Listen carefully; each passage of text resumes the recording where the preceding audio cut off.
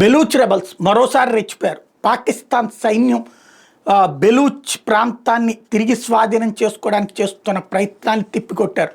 నిన్న కాక మొన్ననే ఆపరేషన్ భూమ్ పేరుతో 87 చోట్ల పాకిస్తాన్ సైన్యాన్ని ఎక్కడ పడితే అక్కడ దాడి చేసి చావ చితకబాది వదిలినటువంటి సంఘటనలు, వాళ్ళ ఆయుధాలు లాక్కోవడంతో పాటుగా వాళ్ళకి సంబంధించినటువంటి అధికార యంత్రాంగాన్ని పంపించేయడం, బహిరంగంగా పాకిస్తాన్ అధికారులు ఉలి తీయడం లాంటి సంఘటనలకు పాల్పడటంతో పాటుగా ఇప్పుడు అలాంటి ప్రదేశంలో మళ్ళీ ఆ బెలూచ్ లిబరేషన్ ఆర్మీ మీద దాడులు చేయడానికి బయలుదేరి వచ్చినటువంటి కొత్త సైనిక పటాలం మీదన దాడి చేశారు. దాదాపుగా 28 మంది పాకిస్తాన్ సైనికులు చచ్చిపోయారు. దాదాపు 70-80 మంది గాయపడ్డారు. తీవ్రమైనటువంటి అటాక్ చేశారు. వచ్చే ప్లేస్ అంతా ఖాళీగా ఉంటుంది.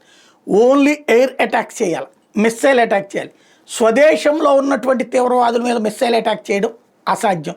స్వదేశంలో ఉన్నటువంటి తీవ్రవాదుల మీదన ఎయిర్ అటాక్ చేయడం అంటే అసహజం. ఇది పాకిస్తాన్ ముందున్న సమస్య. గ్రౌండ్లో వస్తుంటే వీళ్ళు వచ్చే రూట్ అంతా వాళ్ళ చేతుల్లో ఉంది. కొంత దూరం వచ్చేదాకా ఆగుతున్నారు, వచ్చాక వెనక నుండి ముందు నుంచి పక్క నుంచి కొడుతున్నారు. ఏం చేయాలో అర్థం కాని పరిస్థితి పాకిస్తాన్ది. అష్టదిగ్బంధనం చేసి చితకబాతుంటాం, ప్రాణాలు తీస్తుండటంతో బెత్తరపోవడం పాకిస్తాన్ సైన్యం వంతవుతోంది.